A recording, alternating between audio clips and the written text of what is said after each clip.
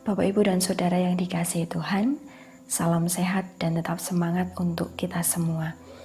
Kita akan kembali bersama-sama menghayati firman Tuhan dengan tema Setiap Orang Punya Peran, melalui perenungan firman Tuhan yang diambil dari Hakim-Hakim pasal 4 ayat 8-9.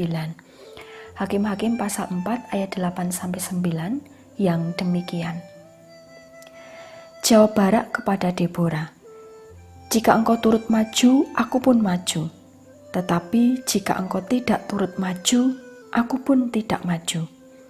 Kata Deborah, "Baik, aku turut. Hanya engkau tidak akan mendapat kehormatan dalam perjalanan yang engkau lakukan ini. Sebab Tuhan akan menyerahkan Sisera ke dalam tangan seorang perempuan." Lalu Deborah bangun berdiri dan pergi bersama-sama dengan Barak ke Kadesh. Amin. Bapak, Ibu, dan Saudara yang dikasihi Tuhan, di dunia ini ada banyak sekali peran. Masing-masing peran dijalankan oleh setiap orang menurut kemampuannya. Dalam menjalankan peran itu, mesti ada kerjasama, di mana kerjasama terjadi ketika relasi terjalin. Sebagai contoh, coba Bapak, Ibu, dan Saudara perhatikan perahu motor yang kecil ini. Di dalamnya terdapat beberapa orang dengan tugas masing-masing. Itu saja baru perahu yang kecil. Apalagi kalau kapal yang sebesar ini. Tentu ada banyak peran di situ.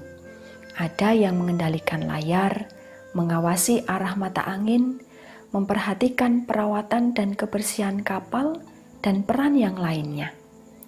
Masing-masing awak kapal saling berelasi dan bekerja sama agar sampai ke tujuan.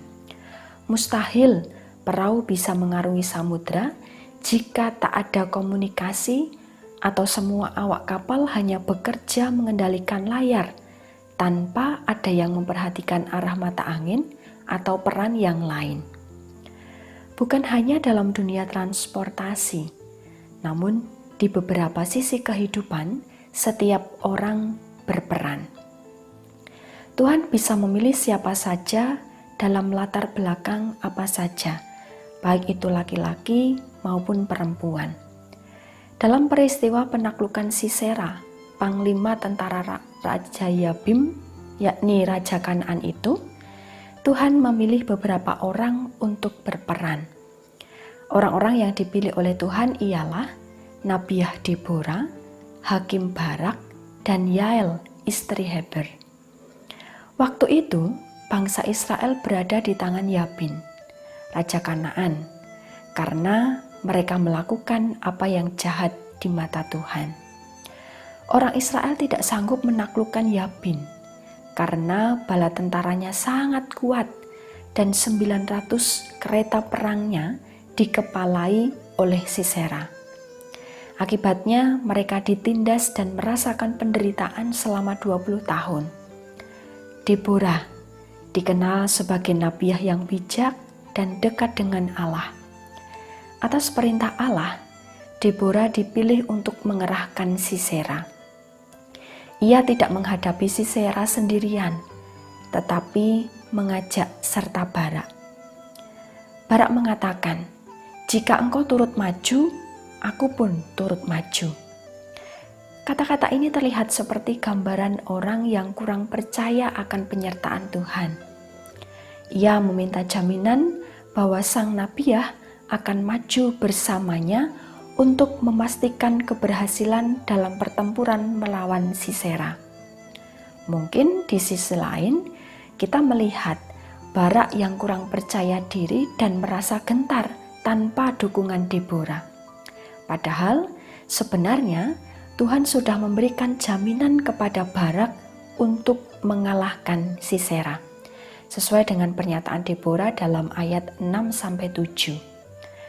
Kehadiran Deborah setidaknya bisa menyemangati Barak untuk maju bergerak menyerang Sisera. Menanggapi pernyataan Barak, Deborah menegaskan dalam ayat 9 katanya, "Baik, aku turut. Hanya engkau tidak akan mendapat kehormatan dalam perjalanan yang engkau lakukan ini, sebab Tuhan akan menyerahkan Sisera ke dalam tangan seorang perempuan.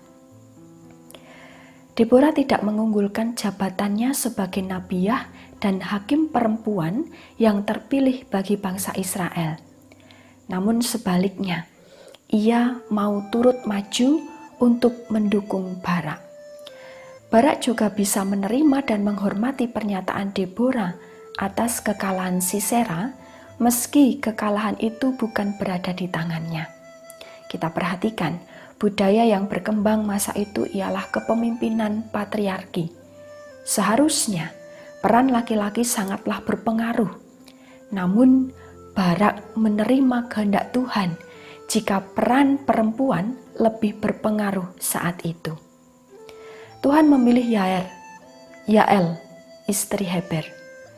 Kemahnya dijadikan tempat persembunyian Sisera.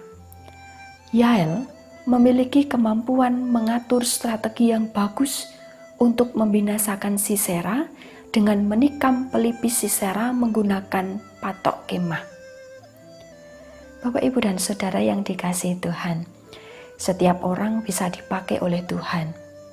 Deborah, Barak, dan Yael masing-masing memiliki kemampuan sehingga tampil sebagai tokoh dalam peristiwa penaklukan Yabin dan Sisera. Di antara mereka tidak ada yang memandang remeh satu dengan yang lain. Berkat tuntunan Tuhan dan relasi orang-orang pilihan Tuhan yang saling bekerja sama, akhirnya Sisera dan Yabin mati.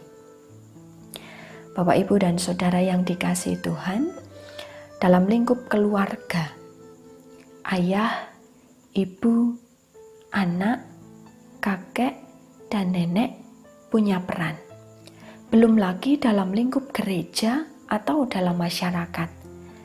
Ada kalanya kita menjumpai, apakah itu teman kita, suami, istri, kakak, adik, atau anak yang merasa kurang percaya diri untuk mengerjakan tugasnya, padahal sebenarnya ia mampu.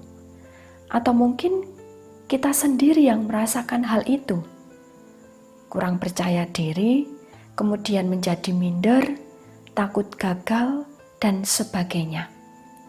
Oleh sebab itu, mari Bapak, Ibu, dan Saudara yang dikasihi Tuhan, kita saling menghargai, menyemangati, dan mendukung orang-orang yang ada di sekeliling kita, agar mereka semakin bersemangat mengerjakan perannya. Tuhan memberkati. Amin.